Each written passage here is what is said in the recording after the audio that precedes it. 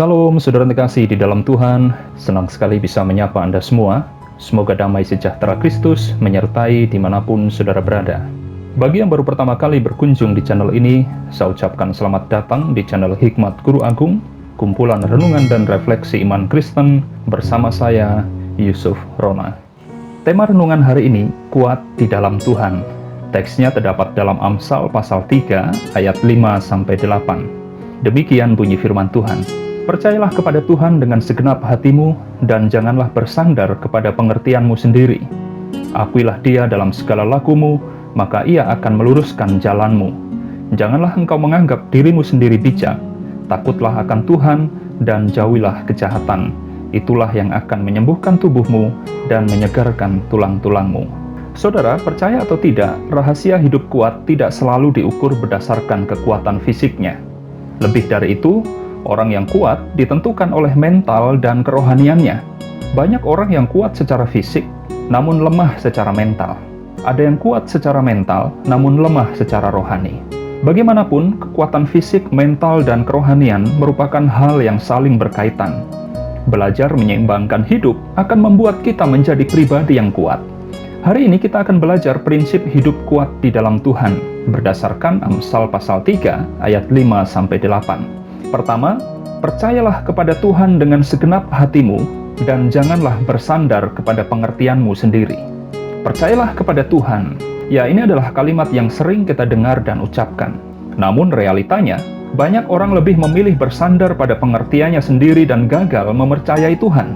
Dalam kehidupan sehari-hari saja misalnya, kita dapat dengan mudah pergi menggunakan transportasi umum, walaupun tidak mengenali si pengemudi, namun kita percaya si pengemudi akan mengantar sampai ke tujuan.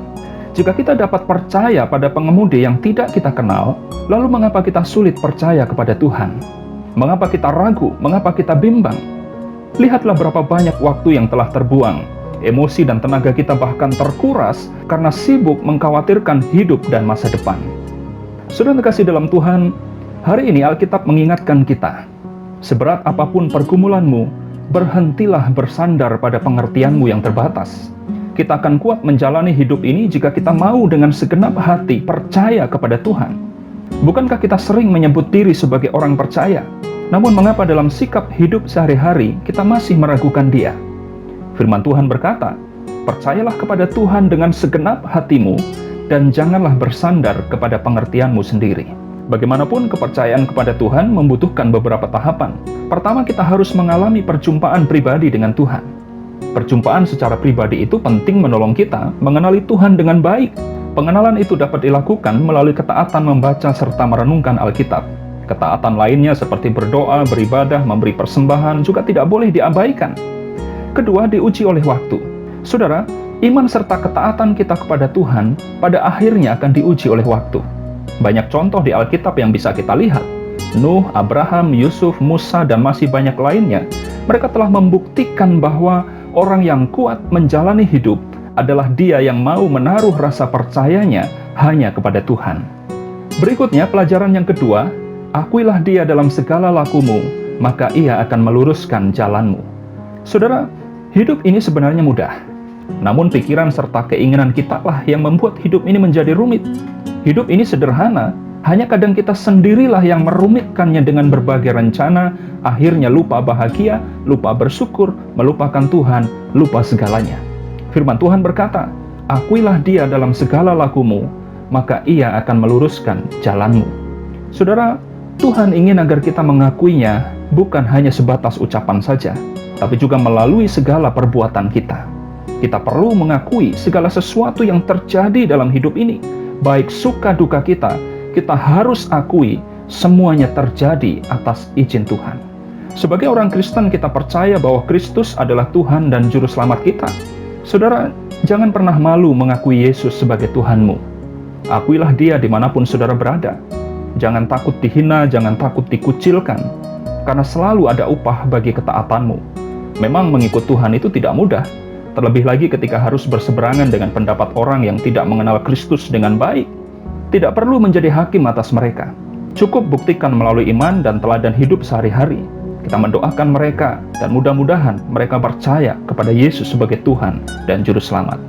Yang terakhir, Janganlah engkau menganggap dirimu sendiri bijak. Takutlah akan Tuhan dan jauhilah kejahatan. Itulah yang akan menyembuhkan tubuhmu dan menyegarkan tulang-tulangmu. Saudara, sadar atau tidak, banyak di antara kita dilahirkan dan tumbuh dalam keluarga yang kurang mendapatkan penerimaan dan pemenuhan harga diri. Padahal harga diri merupakan salah satu aspek kepribadian yang mempunyai peran penting serta berpengaruh besar terhadap sikap dan perilaku seseorang. Kurangnya pemenuhan harga diri dapat menyebabkan citra diri menjadi negatif. Dalam beberapa kasus misalnya, orang yang memiliki citra diri negatif, ia bisa saja menjadi minder, merasa diri bodoh, jelek, tidak berguna, atau sebaliknya, ia bisa menjadi sombong, angkuh, haus akan pengakuan dan pujian. Firman Tuhan berkata, "Janganlah engkau menganggap dirimu sendiri bijak. Takutlah akan Tuhan dan jauhilah kejahatan. Itulah yang akan menyembuhkan tubuhmu dan menyegarkan tulang-tulangmu." Saudara, Tuhan ingin agar kita bijak menjalani hidup ini. Namun menganggap diri sendiri bijak tanpa takut akan Tuhan bukanlah sikap yang tepat. Dalam Alkitab, umumnya kebijaksanaan dipandang sebagai suatu pengetahuan yang diberikan oleh Tuhan, bukan untuk menyombongkan diri, melainkan untuk menimbang perkara dengan adil dan tepat bagi semua orang. Contohnya Salomo. Salah satu kebijaksanaan yang dimiliki oleh Salomo digambarkan melalui kisah tentang dua orang perempuan yang memperebutkan seorang bayi.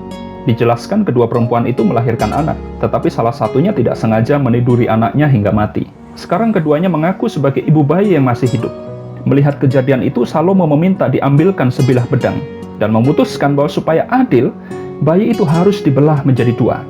Ibu yang satu berkata, memenggal anak itu menjadi dua adalah cara yang terbaik. Namun ibu yang satunya memohon kepada Salomo agar bayi itu dibiarkan hidup. Dia rela bayinya diserahkan kepada perempuan yang satunya, yang penting bayi itu hidup. Akhir dari cerita itu kita tahu, berkat hikmat Tuhan, Salomo berhasil menemukan ibu sejati dari bayi tersebut. Saudara, orang yang pintar belum tentu bijak. Namun hikmat dan kebijaksanaan selalu ada pada mereka yang takut akan Tuhan. Amsal pasal 2 ayat 6 berkata, "Karena Tuhanlah yang memberikan hikmat, dari mulutnya datang pengetahuan dan kepandaian." Bagaimanapun, kedewasaan iman menentukan keputusan kita. Disinilah saudara kelebihan orang yang hidup takut akan Tuhan. Kita percaya Tuhan akan memberikan hikmat dalam menjalani hidup ini, dan memberikan hikmat dalam menentukan setiap keputusan yang kita ambil. Saudara kasih dalam Tuhan, marilah kita imani dan lakukan firman ini. Bersama Tuhan kita akan kuat menjalani hidup. Namun, ingatlah firman Tuhan berkata, "Percayalah kepada Tuhan dengan segenap hatimu, dan janganlah bersandar kepada pengertianmu sendiri. Akuilah Dia dalam segala lakumu, maka Ia akan meluruskan jalanmu. Janganlah engkau menganggap dirimu sendiri bijak. Takutlah akan Tuhan dan jauhilah kejahatan. Itulah yang akan menyembuhkan tubuhmu dan menyegarkan tulang-tulangmu." Kiranya firman Tuhan hari ini memberkati, menguatkan, serta meneguhkan kita. Sampai jumpa dalam renungan berikutnya. Tuhan Yesus memberkati.